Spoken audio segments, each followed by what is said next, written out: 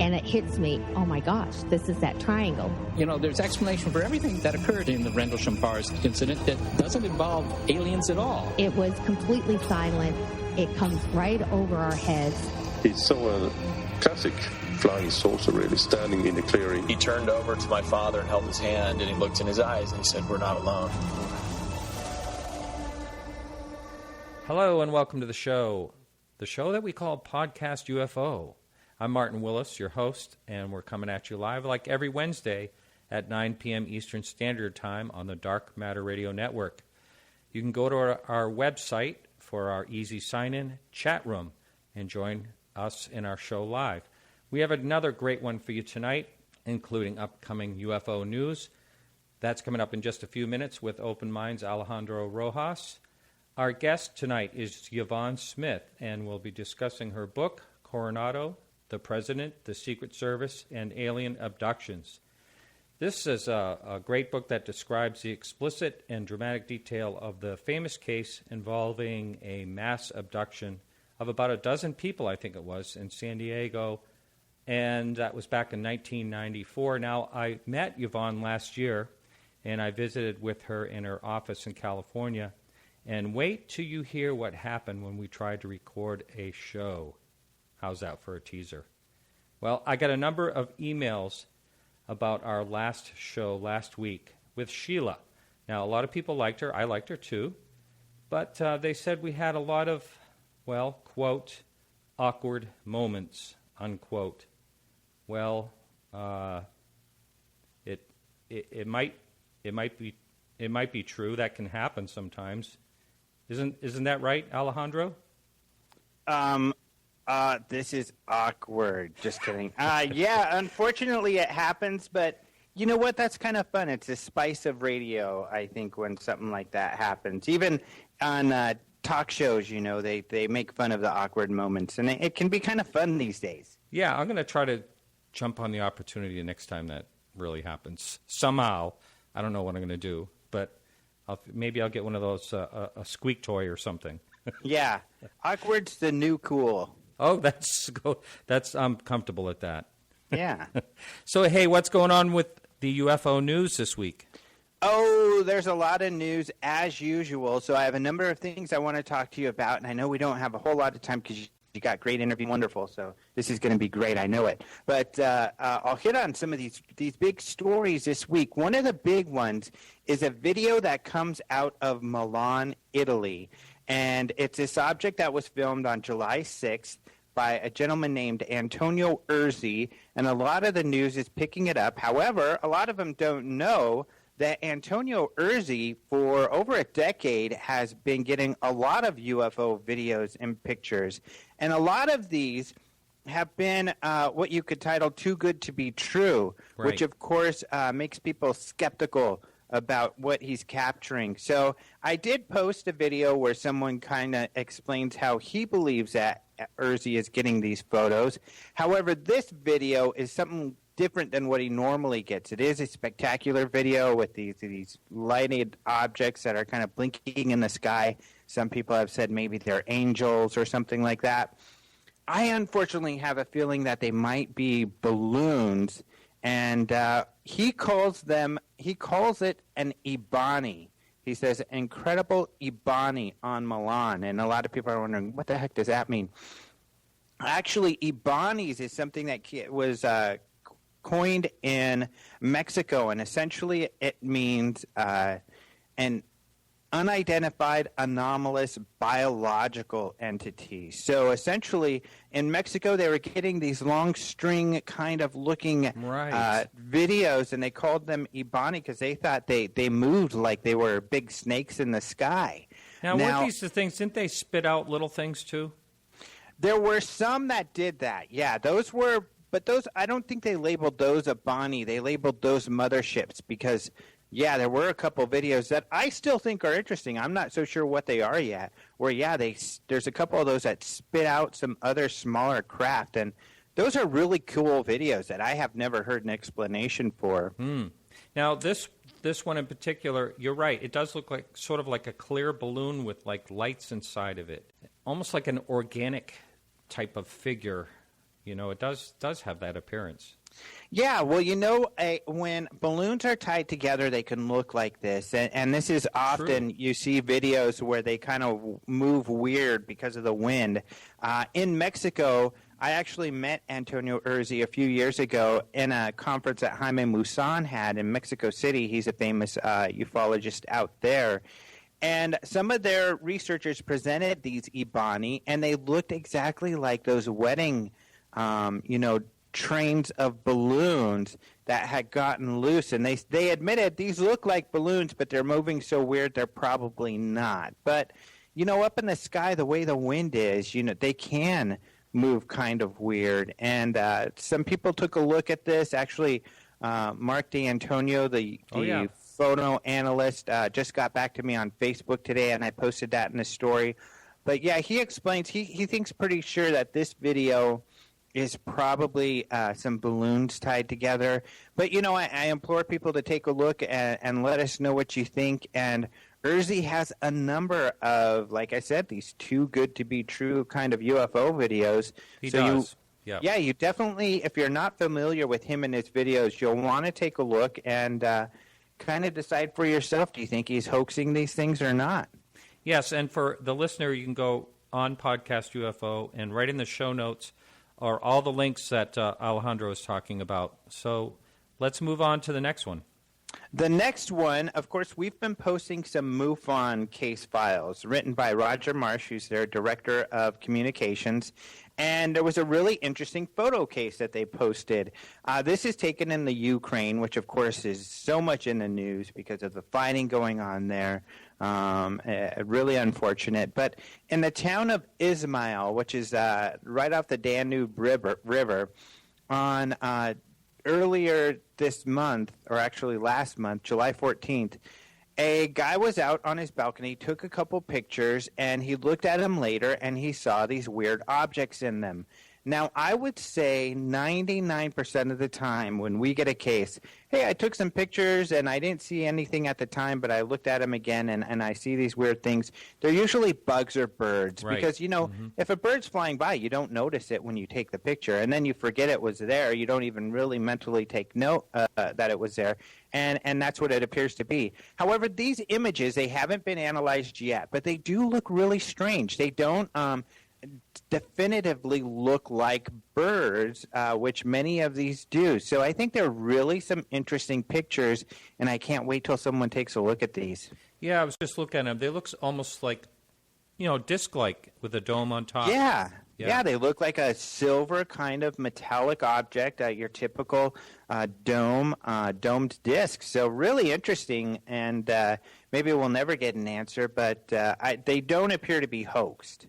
Right. Yeah, which is good. So pretty cool pictures. So what else is happening? So what else? Of course, we went to the MUFON Symposium. I think we talked about that last week, us at Open Minds. And we got some interviews, and our videographer, Michael Klein, put together a great piece on this. The theme was UFOs and the media, and they had some of the best people to talk on this there. And I love this video and these interviews because they all kind of, I think it really gives you an idea of how UFOs and the media works with UFOs. So we interviewed people like George Knapp, of course, who works for KLAS. He broke the Area 51 story. Bob Lazar, he's been doing this for decades. James Fox, who did arguably the best UFO documentary ever, Out of the Blue. Ben Hansen from Fact or Faked, Roger Marsh, the director, who's been a journalist for many, many years. So we interviewed guys and we asked them, have you ever been censored when it comes to UFOs? Do you believe there is censorship?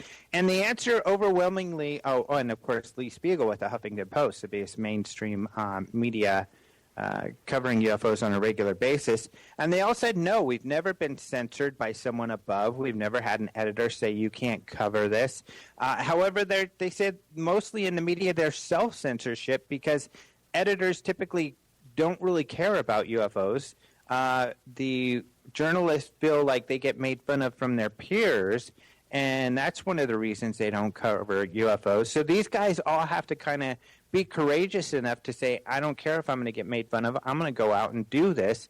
And they're never told, no, don't do it. And in fact, a lot of their stories become popular, so they go out and do it. So really interesting, I think, that this is the case. It's not so much them being censored by above, but kind of just the social taboo, the stigma of things. Now, George Knapp did say he believes he's been bugged, and some of the people he's interviewed have been harassed, which is interesting. Of course, he covers stories on top secret projects, such as those going on at Area 51. So he was the only one to speak to that, which is interesting. And James Fox, I think, had some insight because he works on kind of these one-off shows, kind of these cable channel shows and stuff like that, like Chasing UFOs. And his comment, which, you know, sounds the same throughout most of these working with TV, it's just that the editors, especially in TV, just don't really care about the topic at all. Their only interest is viewership and money. And unfortunately, that means they have no interest in accuracy, which, of course, comes across in the final cut of many of these shows, including Chasing UFOs, which he was on, and he's very quick to admit that he was certainly dissatisfied with the way those came together. Well, I understand on the cutting room floor that a lot of things changed in those episodes. Speaking with Travis Walton, he was pretty upset about what happened to the episode he was in. Right. Yeah, really unfortunate because the real story, such as, well, in all of these, in my opinion, and including in Travis Walton's, are much, much more interesting, let alone they lend more insight into the world we actually live in. And I think sometimes egos get in the way when these producers think, oh, my creative people, or I can come up with something more interesting. No, you can't. You know, is my answer. What you post is not interesting. It's typically cliche, and it would be much more interesting to get the real story.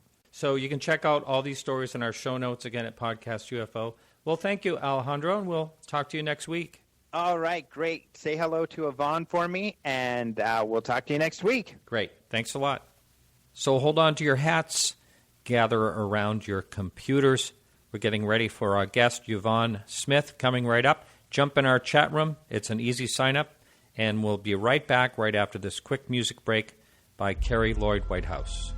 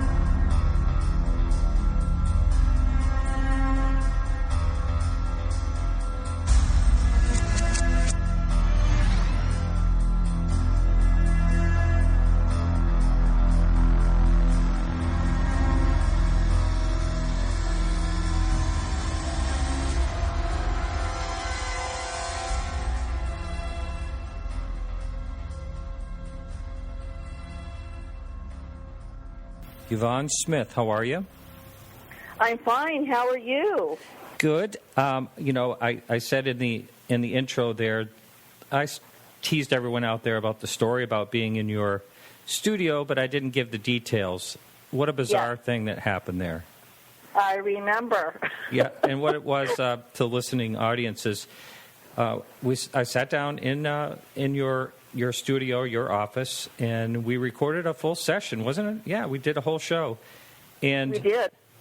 This sounds really, really strange and hard to believe, but there was like a chanting in the background, and it was really loud. And the craziest thing of it all is I got so frustrated when I was editing it that I deleted the whole thing, and I should have saved it.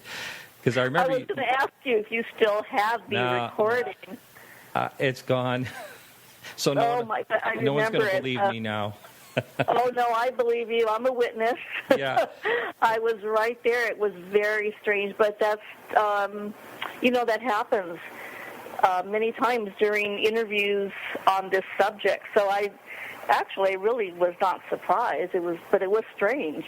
Really, yes. So we're here tonight to talk about your book and a few other things, of course. But I have actually been to that hotel. Isn't it the Del Coronado or something like that? Yes, it is. Mm-hmm. The Del Coronado. It's very famous. Oh, it's such a beautiful place. But we're going to talk about, and you and I did discuss this when we spoke before, the situation that happened there back in 1994. I think, wasn't Bill Clinton there and all that? Bill Clinton, his entourage of Secret Service.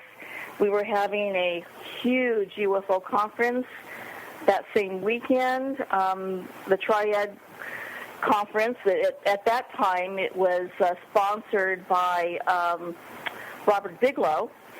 And my colleagues and I would travel around the country as speakers for the Triad conferences.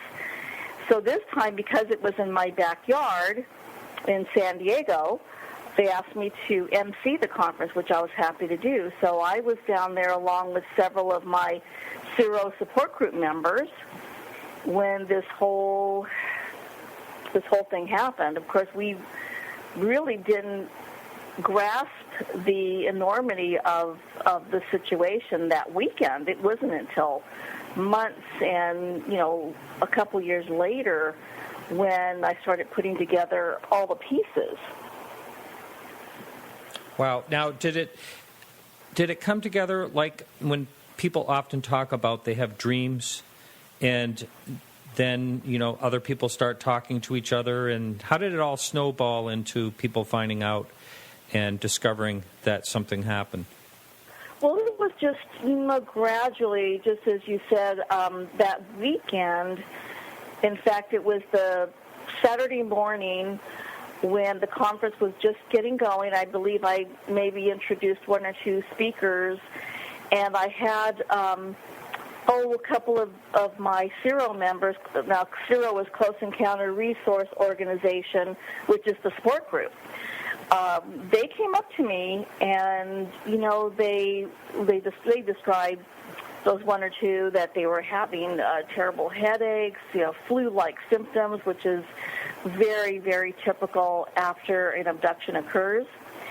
But of course, they weren't sure, if something may have happened. But in one hotel room, this was Mike and his wife. He woke up with blood spots on his pillow.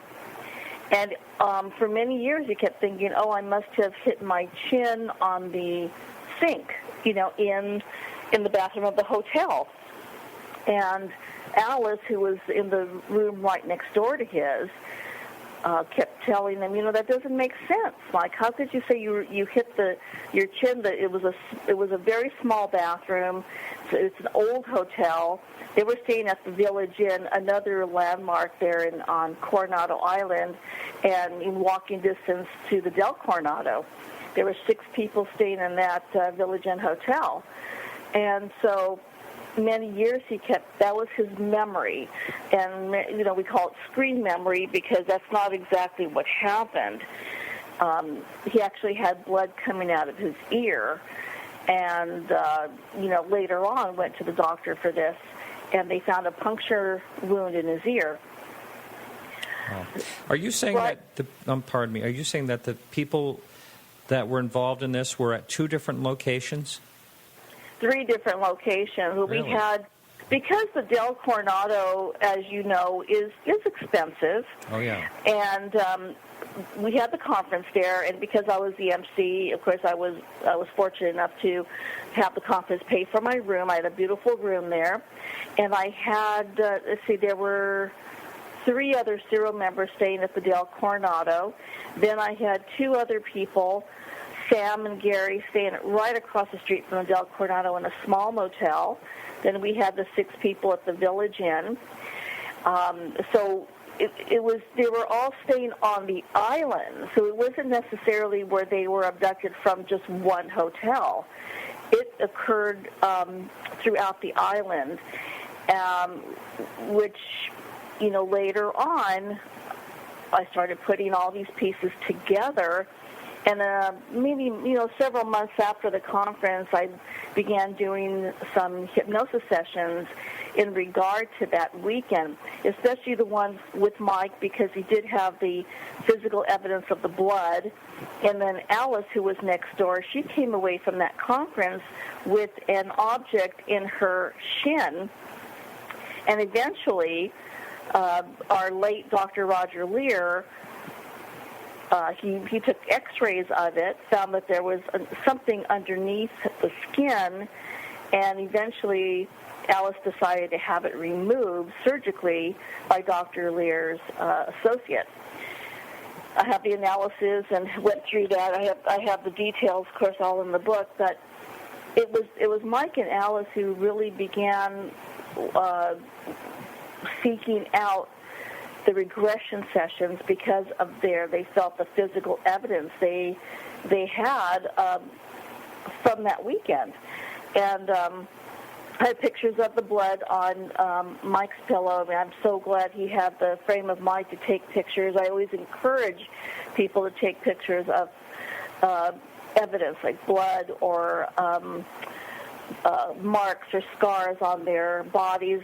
They wake up the morning after, and obviously they didn't have this the night before. It's very important for everybody listening out there to take pictures, because you may want to look into your experiences later. Now, this is how long it took me. This happened in March of 1994, and I began writing about it several years ago. I believe it was, I can't even remember the year I started writing. It was probably late 90s. But I had to put it down because of life's, life happens, and I just wasn't ready for the project. And it wasn't until after my first book, Chosen, was published in 2008 that I decided to tackle Coronado again. But it's so huge because of so many people being involved and all the hypnosis sessions and all the transcripts. I actually went down to Coronado Island 2008, summer of 2008, to spend the weekend there so I could start researching, speak to the historian there, ask about the Clinton visit. And we took some pictures. My photographer, videographer, Lori Wagner, took some beautiful photos there on the island. But here we are in 2014. I finally released the book the end of June of 2014, so it took me all these years to put all these pieces together.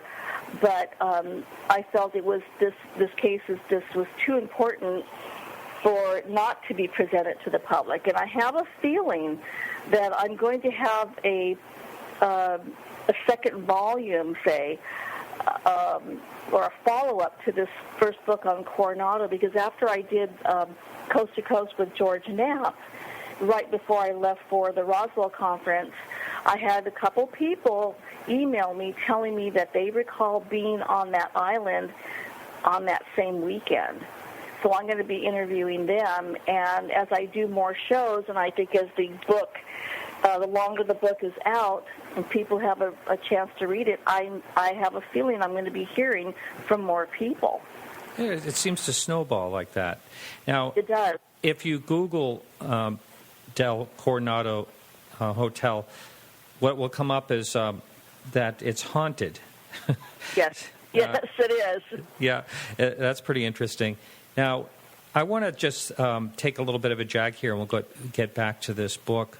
But for the listener, this is actually the first time you've been on the show. Second attempt, but the first time you've been on. And that's right. If you can go back and tell the audience how you got started and what your specialty is. And when I was in your office, I mean, there was people coming in from all over the country to deal with what they consider their abduction experiences.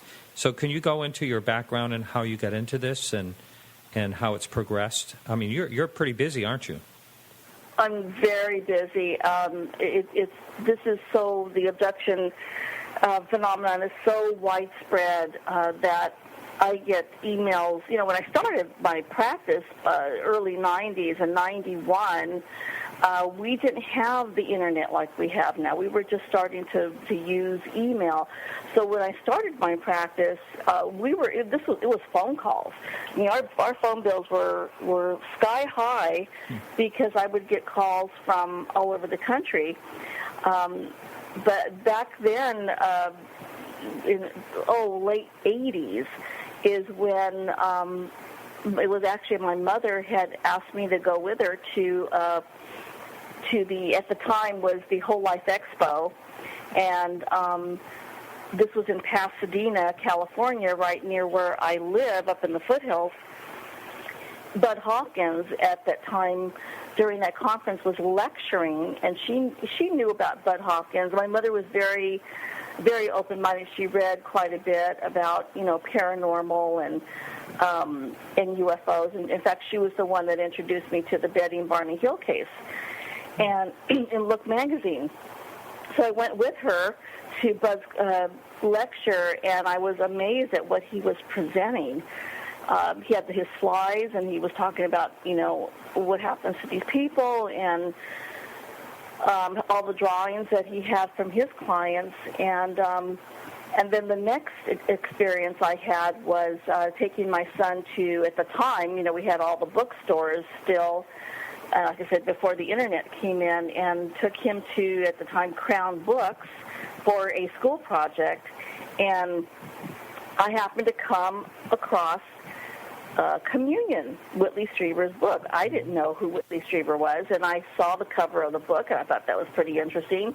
I picked it up, and I read the side jacket, and I thought, wow, I'm going to buy this book and see what it's all about. I read it in 2 days, and anybody who knows me, I don't read anything in 2 days. It takes me forever. And, it just... I was amazed at what people were experiencing. I began studying hypnotherapy. I went to college, and at that time, as I was studying, I wanted to open my practice to work with cancer patients. When I was gathering my hours in the clinic, I saw a few cancer patients, and it was very rewarding to work with them. So this is what I thought I was going to specialize in, because a very close family member of mine had died not too long before that of cancer. He was only 41 years old. So when I started my practice, I was so surprised to find that I was beginning to see people who were exploring their possible contact experience. So I just thought, it would be interesting to maybe work with some of these abduction cases, but I really thought they were just going to trickle in every once in a while, and didn't realize that years later, it makes up about 95% of my practice. I began lecturing and doing shows like yours, over the years, throughout the 90s, and during that time we had television shows like Encounters and Sightings, and so it was, I felt like I was being interviewed constantly about abductions and my work. And so here I am 23 years later, and published my second book. I mean, believe me, when I started practicing hypnotherapy, I never dreamed that I would even, author a couple books. But I feel when someone gets put on their path in life, this is what happens. Doors open. You begin to experience things like writing. I'm considered a writer now, an author, and it's something that I feel blessed with. So, and plus, there's so much need out there for work like this. I am planning to eventually start a institute where I will have workshops for therapists who wish to work with abduction cases. Wow. Now, First of all, for the live listener out there, you can jump over to podcastufo.com and jump in our easy sign-in chat room if you'd like to ask Yvonne a question. Yvonne, before we get back into your book, one other thing that comes to mind is it seems like there's a percentage of the population that are claiming that they're having some type of abduction experience. And, I mean, we're talking, I don't know how many people. What do you think about that? Do you think something is really going on in like a mass abductions worldwide, or is this just an American thing? I hear. Oh no, not at all. Gosh, I'm sorry to interrupt. Sure. I just came back from Brazil, the big Brazil World Conference this past May, and as I was lecturing, showing my PowerPoint presentation, and of course, I had an interpreter because everybody there mainly speaks Portuguese.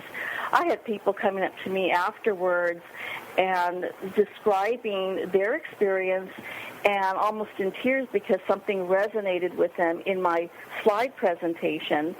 And here these people don't even, they speak Portuguese, we speak English. I mean, and the same thing when I lectured in Italy, when I lectured in England. And so it is definitely worldwide. This is just not in the United States.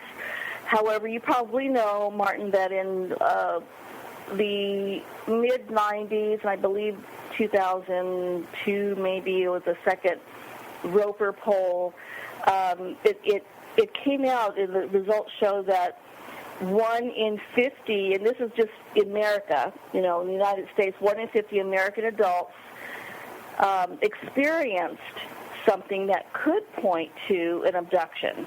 They had some very strange, high strangeness experiences as they fill out these questionnaires. And 1 in 50, think about that, 1 in 50 American adults. Amazing. And that's just in the United States, so they're not even talking about worldwide, but I'm convinced because of all the years I've lectured and spoken to people in other countries, what I've spoken to them one-on-one in private. This definitely is a worldwide experience. So it is more widespread than the average person would want to really know. I think people want to keep their heads in the sand because it is much too frightening to think about something that we don't have any control over coming down and, engaging us. That's right. We have a question up, a couple of questions up on the message board, but I wanted to ask you first, what is the steps for someone to actually make it to your couch? Do they get referred to you by someone? Do they go to their own therapist and talk about what's going on and somehow you get connected there? How does that work? Yeah, it's really all of the above. Now with the Internet, it's much easier. I have a Facebook page about my work. I also have the organization that branched out from CIRO, the support group called CIRO International, for the purpose of bringing in speakers from all over the world to keep this subject in the forefront and to educate the general public and mainstream media.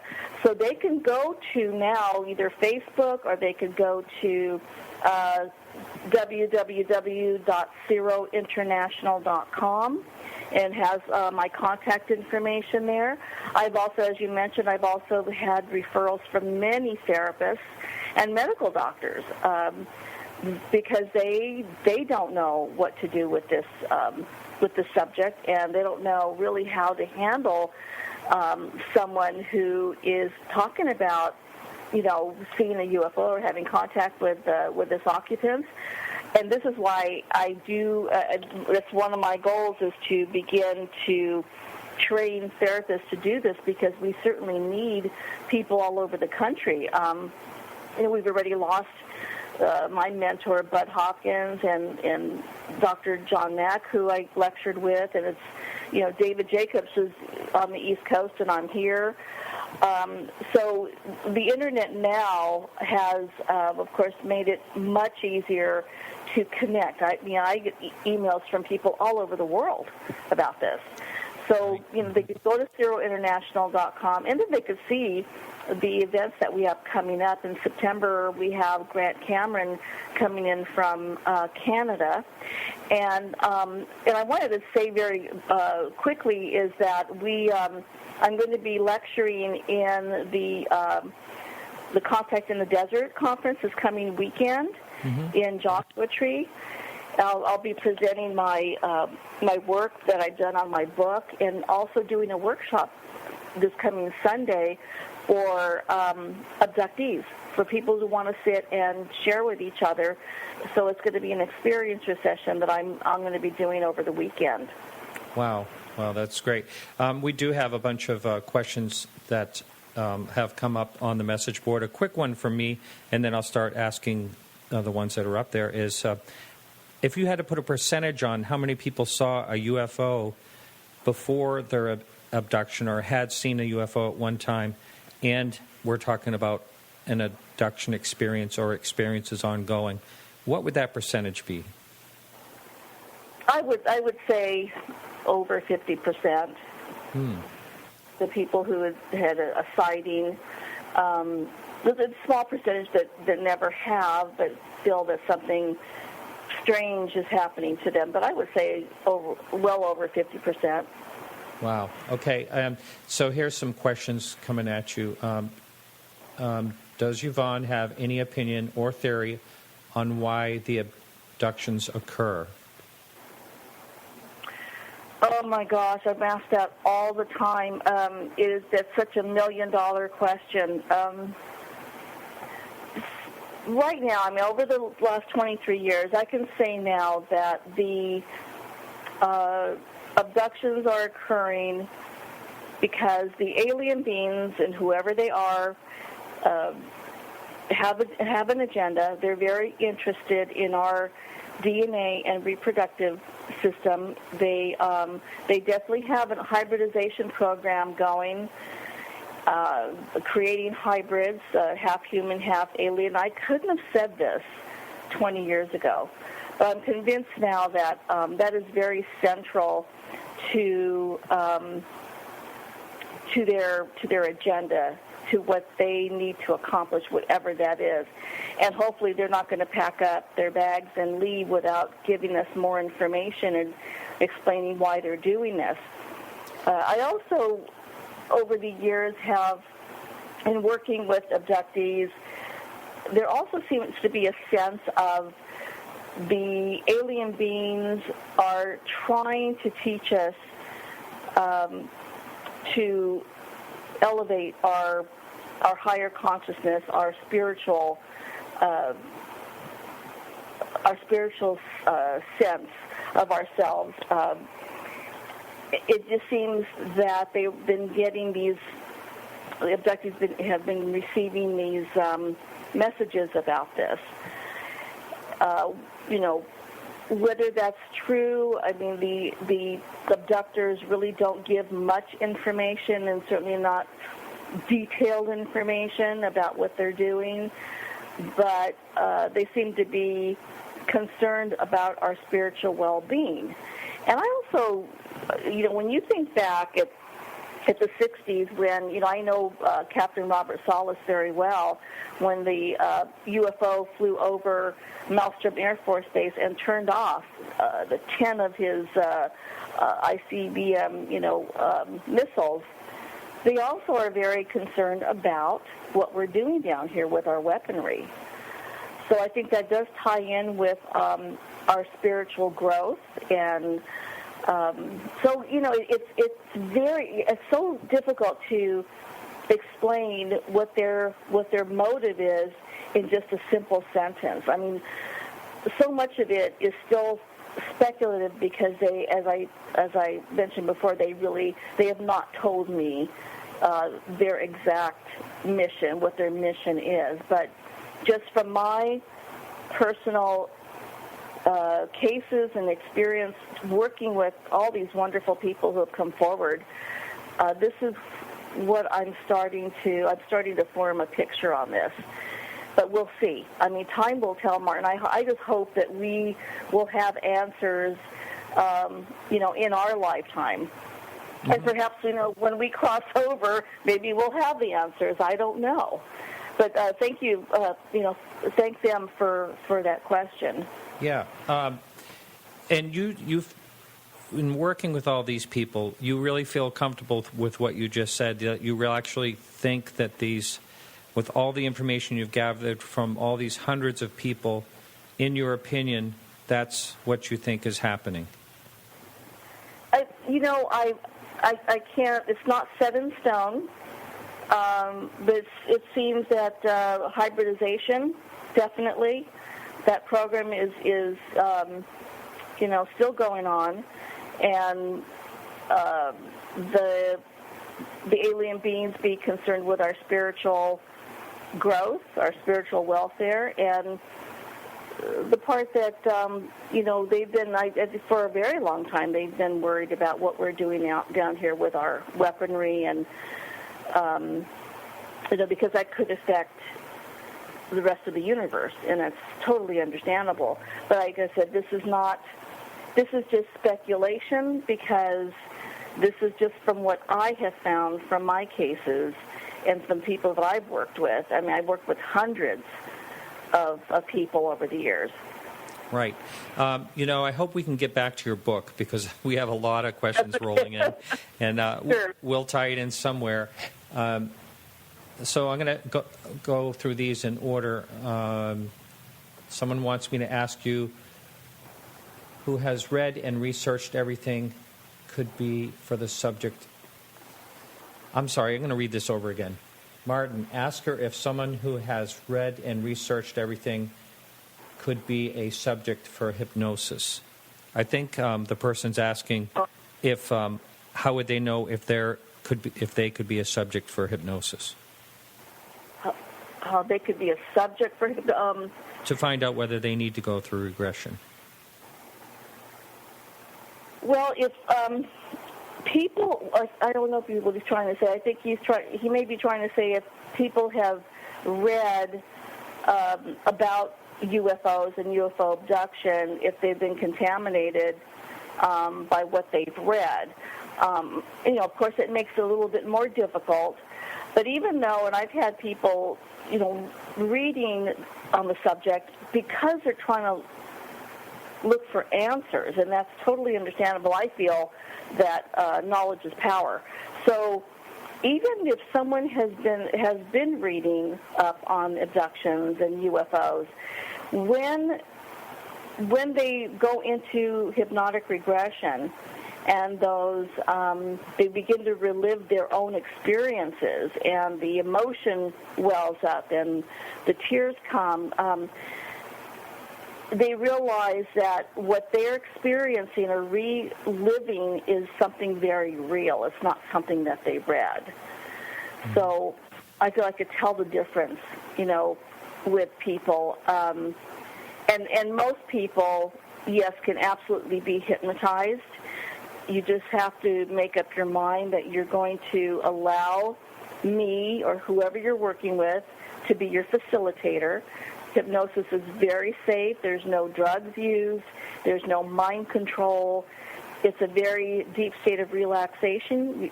I access the subconscious mind where all of these hidden memories are buried, and I'm talking about just PTSD, people I've worked with from the military, or people who have had terrible car accidents, or people who've been physically or sexually abused. It's all PTSD. It's suffering a trauma. It does help and heal the person as they bring the memories forward. Right. Okay. This is kind of a long one here. And it's sort of a statement, but looking for your reaction to it. And this is also from the chat room message board. It always struck me as odd that these beings who can traverse the universe with technology hundreds or thousands of years ahead of us need to do something as archaic as physically abduct and probe people, you would think they could manufacture anything they might need and not have to travel all the way here for whatever they need. And what's your opinion about that comment? Well, you'd think so. And you know, I've heard this many, many times before over the years. But we're looking at it as from a human standpoint. You know, we really don't know who they are or what they're capable or not capable of. Obviously, they need our material. They need our blood. They need our sperm. They need our ova to create these hybrid beings. And, you know, they may not be traversing millions of miles. I mean, it could just be they step into, you know, they unzip and they step right into our world, you know, say the parallel universe. You know, we don't know. Many of the scientists I've heard say, oh, you know, it's impossible for them to travel this far, and why would they travel, you know, and just to abduct people?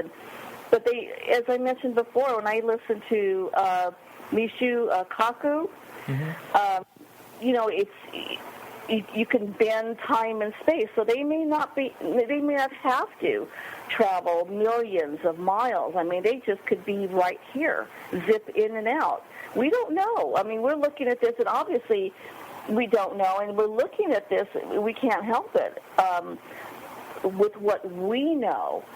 And but all I know and all I can say is that this is a real experience. It is a physical experience. People are being taken from their homes, from their cars. They're put back, but they are examined. They've been followed throughout their lives. It is an intergenerational experience. They're very, very interested in family lines. And, you know, when I interview one or two people that come into my office, I know, when, say, one or two people from the same family, I know I'm going to be interviewing and working with other family members because it is a family affair. So, this is, and I could only speak with what I know from my research and my cases, but my goal is to keep talking about this, to doing shows like yours, Martin, to, you know, keep bringing this out into the open so that people no longer have to be afraid to talk about, you know, even if they had a sighting. No longer afraid where they're going to lose standing in the community, they're going to lose their jobs. If that's outrageous, just because they talk about a UFO. And to me, it violates someone's civil rights when they can't talk about this, and they're afraid that they're going to lose everything and that they've built up in their lives just because it's a UFO. It is just ridiculous. Yeah, it's something they have to deal with. Another question out there, and we have about like 9 minutes, so I just want to jump back to your book. So let's just burn quickly through these three questions right here. Of the contactee population, what percentage are you thinking suffers from a post-traumatic stress disorder? Well, the people who come to me all suffer from PTSD. That's why they're coming to me for help. Now, I know that there are people out there that have said they have, you know, all positive experiences, and that's wonderful, and I hope that really is true for them. But I would say, you know, 100%, of course, of my clients, of my cases, they've all suffered from PTSD. Right, yeah. Okay. Do you see a connection between abductees and other paranormal activity? There seems to be a overlapping of someone who's had an abduction experience and having paranormal activity around them or around their house. Now, you know, we don't know what came first, the chicken or the egg, but, you know, it may be that having an abduction experience or having a paranormal experience may have opened them up to all these experiences. But I know that over the years, people talk about having the typical paranormal lights going off and on, toilets flushing, and we've discussed this in the support group meeting. So it's it's another mystery. Some of it makes me almost think that some of this, if this is really going on, that some of this could be interdimensional just as easy as anything else. It's absolutely. Who knows if we'll ever have the answer, like you said. One last question from the message board, and then we'll go back to your book. Have you been able to identify any abduction trends in your research? Abduction trends. I'm not sure what they mean by abduction trends. Have things changed? Let's just say, have things changed in the abductions, the way they've been happening, reported to you over the last several years that you've been doing this? They don't seem to. The experience is the same. It's all very similar.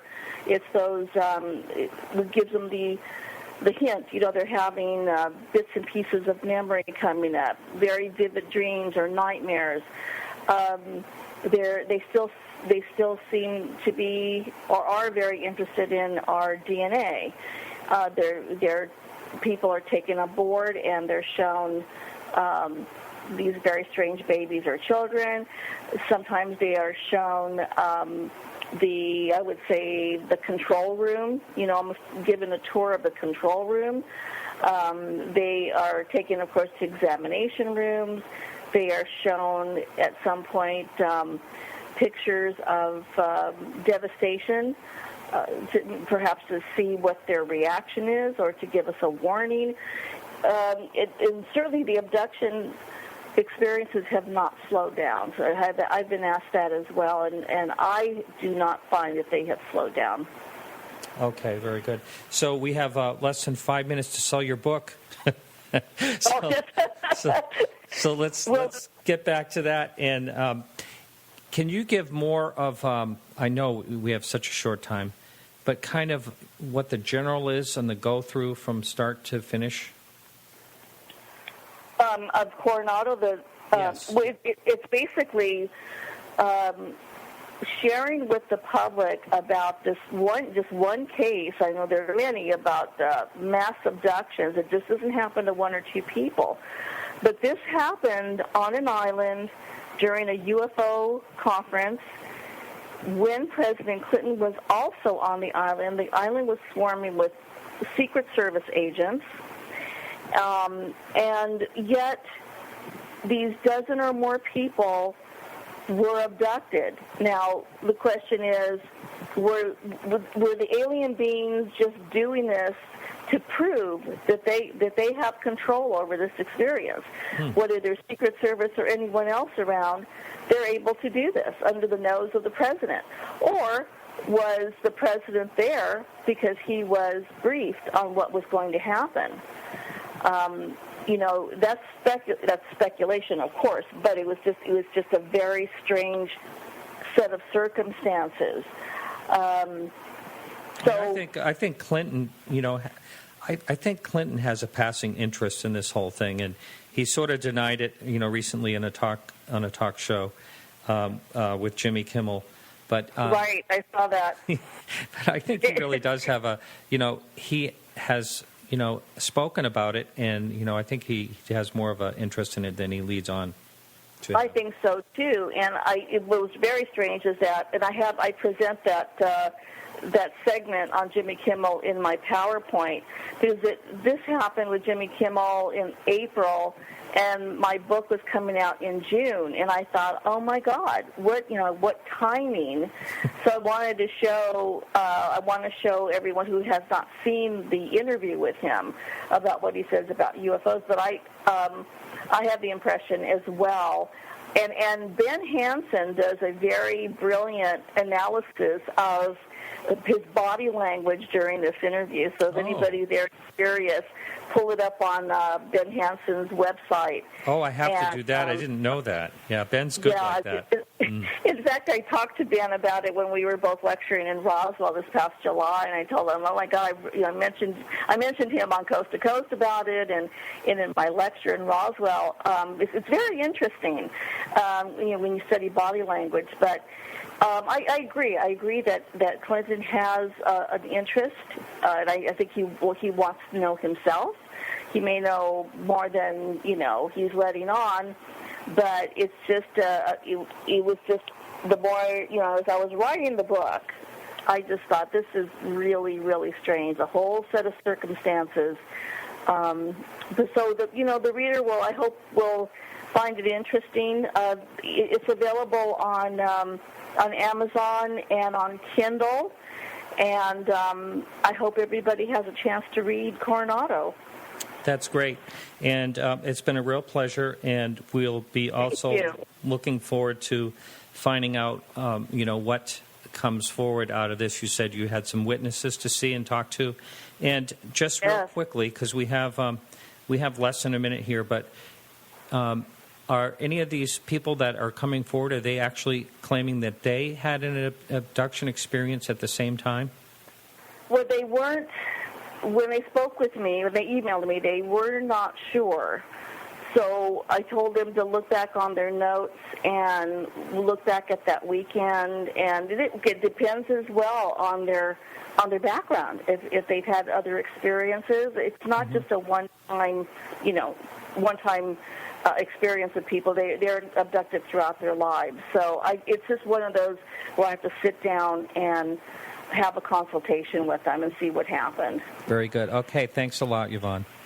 Thank you so much for having me. You bet. Okay, so that's it for our show today. If you missed any part of the show, you can catch it as a podcast and a whole bunch of other free podcasts on our website, which is podcastufo.com, of course. And I want to thank everyone for helping out with the show today. Our guest, of course, Yvonne Smith. Keith Rowland is the producer for the Dark Matter Radio Network. Carrie Lloyd Whitehouse for our music. Peggy Shunning for managing our Facebook page. And don't forget to like us on Facebook for all the latest UFO news. Next week, we are blessed to have a great guest, astronomer Jeffrey Bennett. He is an excellent speaker. You're going to enjoy that show. You can check us out live right here next week on the Dark Matter Radio Network and every Wednesday at 9 p.m. Eastern Standard Time. And don't forget to jump in to the chat room and join in with the show at podcastufo.com. This is Martin Willis reminding you to keep your eyes to the sky.